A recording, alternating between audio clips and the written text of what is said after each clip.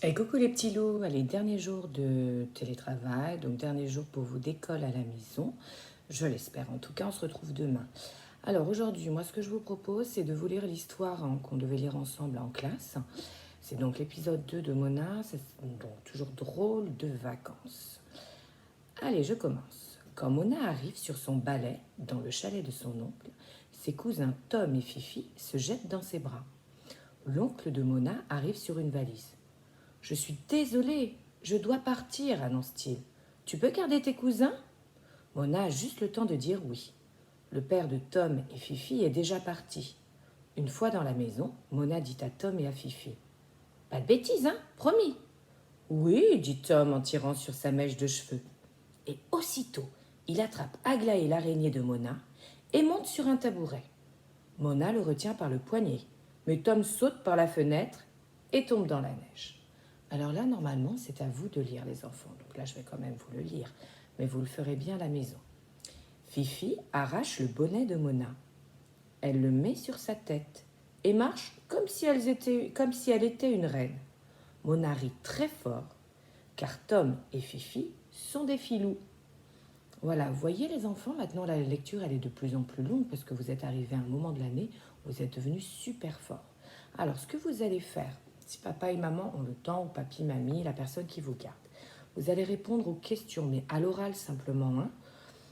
Comment voyage Mona? Et deuxième question, comment s'appellent ses deux cousins? Vous avez les réponses dans le livre. Vous relirez bien la petite histoire, vous réécoutez l'histoire que je viens de vous lire et vous la relisez. Aujourd'hui, je vous propose de vous entraîner à écrire une mèche et une tête.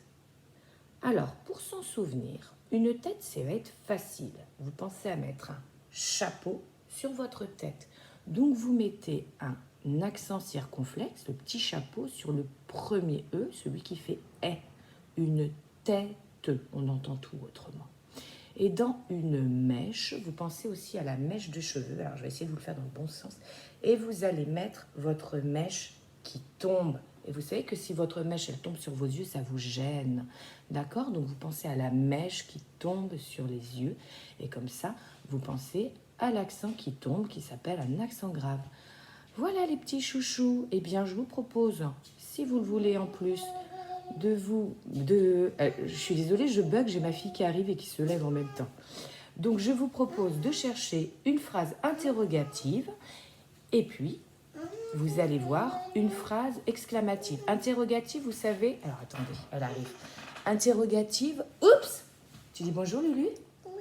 Bonjour, les enfants de maman. Voilà, tu attends 2 minutes, chérie. Alors, une phrase interrogative, c'est une phrase qui pose une question. Alors, vous avez le point d'interrogation et une phrase exclamative, c'est une phrase qui a un point d'exclamation à la fin. Si vous trouvez, vous êtes super fort. Pareil, vous dites à papy, mamie ou papa, maman, simplement à l'oral. Allez, je vous envoie plein de gros baisers, les enfants. À demain, très bonne journée et courage. Vous êtes des super champions. Je vous aime. Bisous.